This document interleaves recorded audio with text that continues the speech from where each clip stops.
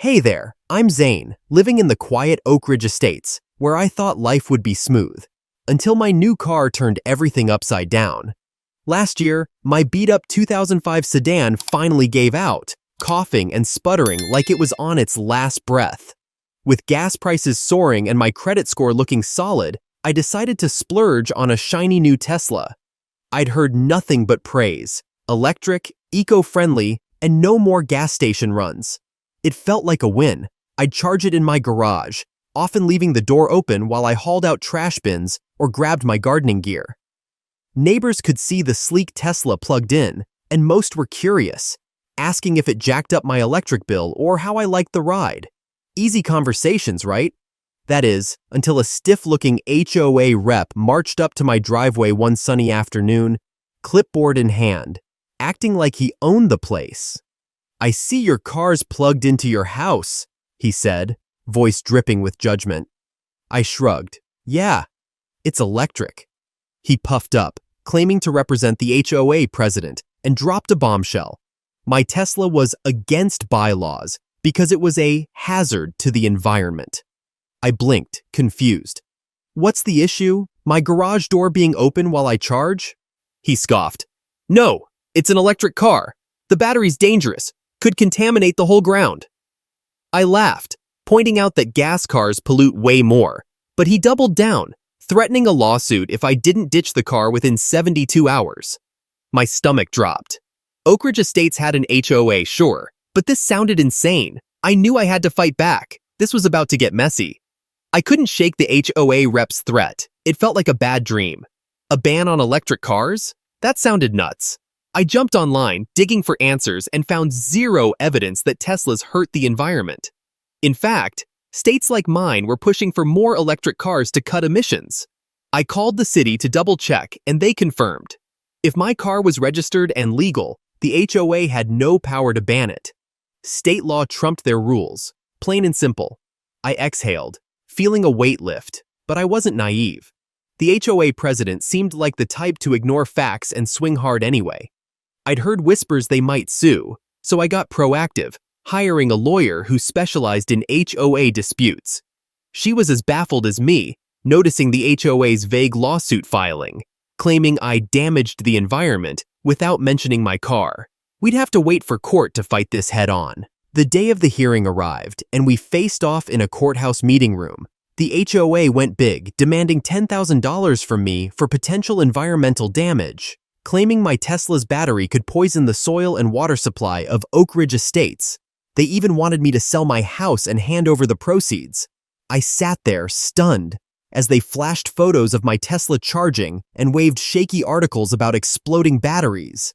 Their case was flimsy, but I stayed cool, presenting my car's registration and state inspection proof. Solid evidence it was legal. The judge wasn't impressed with the HOA's nonsense. He tossed their lawsuit, slamming them for wasting court time and money with illegal rules. I countersued for harassment and legal fees, and it paid off.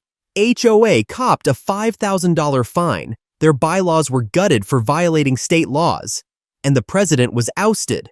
The new president even hit him with a $2,000 fine for past violations. Justice felt good, even if it wasn't a jackpot win. After my Tesla triumph, I figured life might settle down. Boy, was I wrong. The next chapter of my wild ride involves my mother-in-law, Helen, a woman who's made it her mission to despise me ever since I married her daughter. It all stems from my Hungarian roots. Helen's family is a mix of British and American, and she's never let go of her grudge, constantly tossing jabs like, "that poor Hungarian guy," whenever we're around.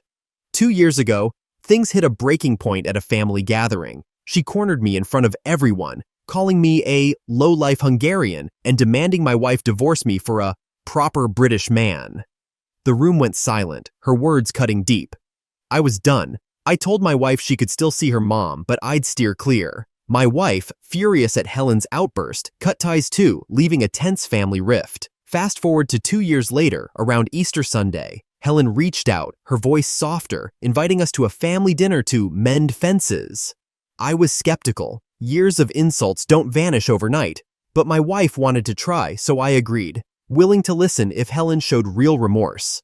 I work as a surgeon at Mercy General Hospital, and that Easter I was on call, meaning I could be summoned anytime. Sure enough, early that morning, the hospital paged me in. A critical surgery couldn't wait, so I kissed my wife goodbye and rushed off. She decided to stay home too, not wanting to face Helen alone, especially since we don't celebrate Easter traditionally. Her British side and my Hungarian background never made it a big deal. While I was scrubbing in, chaos erupted behind the scenes. My wife called Helen to explain my work emergency, but Helen lost it. She ranted that I was brainwashing her daughter, furious I'd force my wife to skip dinner by working. Before my wife could clarify, Helen hung up, seething. Unbeknownst to me, Helen's anger spiraled into something insane. She dialed the police, spinning a wild tale. That foreign Hungarian Zane is a terrorist with a chemical bomb at Mercy General, planning to kill everyone. Her voice, dripping with spite, triggered a full-scale response. The hospital went into lockdown, red lights flashing, alarms blaring. SWAT teams, chemical hazard experts, and 5 police cruisers swarmed the place. I was in the middle of wheeling an EKG machine to a patient when armed officers stormed in, shouting, "Drop it! Get down now!" 6 guns pointed at me, my heart pounding as I hit the floor, thinking I might not make it out alive. The terror was suffocating. I'd never felt so vulnerable, imagining my wife hearing I'd been shot over a lie. It took a moment to process. They'd tracked me by name, assuming I was the Hungarian threat. Shaking, I managed to stammer, "It's just an EKG for my patient. What's happening?" An officer barked, "Where's the detonator?" I explained it was medical equipment, not a bomb. Slowly, they realized their mistake, but I still got hauled off for questioning. 90 agonizing minutes later, they let me go, confirming the tip was a hoax. I staggered home, shell-shocked, and spilled it all to my wife. She was horrified, piecing together Helen's role. The hospital board wasn't thrilled about the bomb scare spotlight, but I dodged trouble by calling it a misunderstanding. Meanwhile, my wife confided in her sister, a nurse at another hospital who'd been at that Easter dinner. She overheard Helen ranting about Hungarians being chemical threats, and family pressure mounted. Eventually, Helen cracked, admitting to the police she'd fabricated the call out of spite for me skipping dinner. The fallout was brutal, but that's a story for the next part. When my wife's sister spilled the beans at that Easter dinner, the family turned on Helen. They grilled her until she confessed to the police about her fake bomb threat, driven by rage over my hospital call. I had the chance to sue her for harassment and a hate crime, but I passed. Seeing her face the consequences felt enough. The court hit her with a $12,000 fine for wasting SWAT and expert resources, slapped her with 18 months of probation, and warned of jail if she messed up again. I respect her for owning up to save family ties, but the trauma of those guns still haunts me. Forgiveness? Not yet. I'm keeping my distance, though maybe one day we'll try again. After dodging family drama, I, Zane, unwind with my bartender gig, often hitting Walmart at 3 a.m. after my shift. The store's a ghost town then, no crazies, just peace.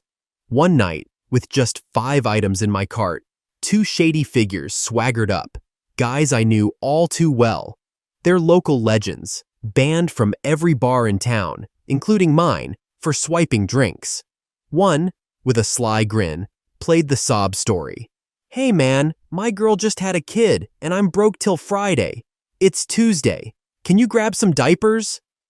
I'd seen this scam before. They'd pocket the cash after a refund. But I played along, saying, "Sure, let's go." We hit the baby aisle, and he reached for a mid-range pack. I'd had a killer night at the bar, so I smirked.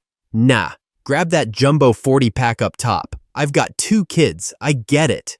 His eyes lit up like he'd hit the jackpot, and his buddy grinned as we headed to checkout. Here's where I struck. He steered toward the manned lane for a cash receipt, their scam's lifeline, but I veered to self-checkout. He squirmed, urging me back, but I scanned the diapers, then tossed in a DVD and a $3 protection plan, paying with my credit card. No cash refund possible now. He begged for the receipt, but I shrugged. Can't.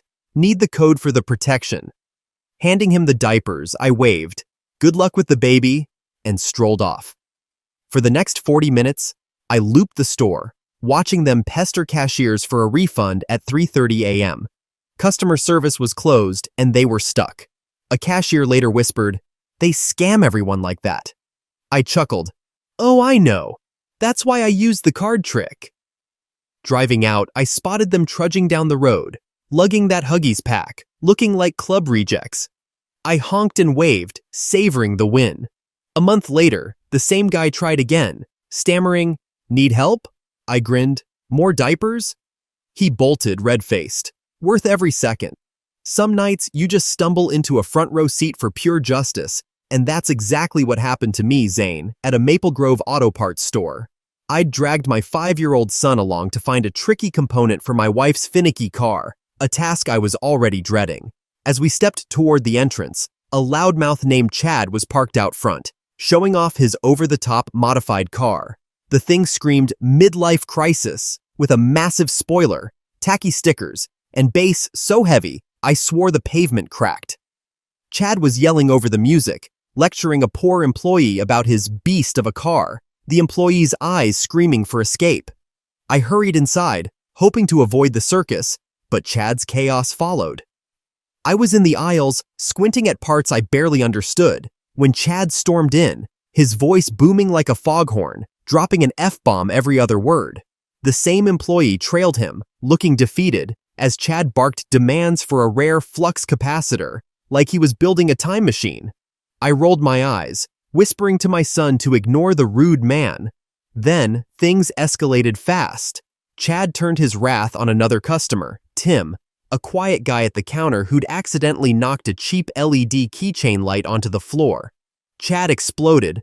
"What the hell, bro? You got a problem?"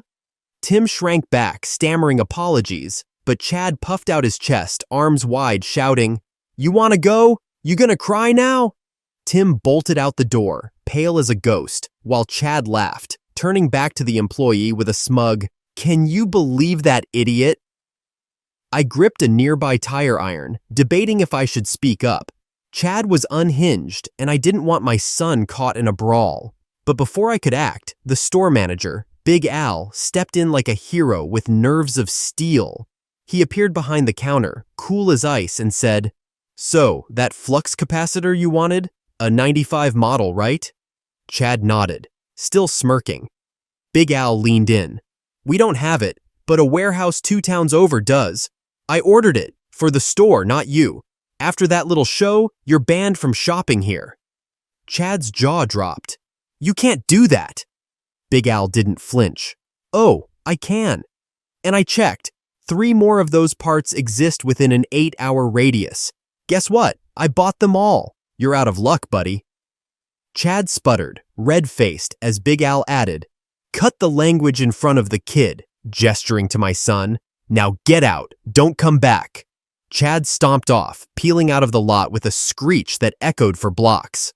When I checked out, I grinned at Big Al. "Some people, huh?" He sighed. "Story of my life." I had to ask, "Did you really buy all those parts?"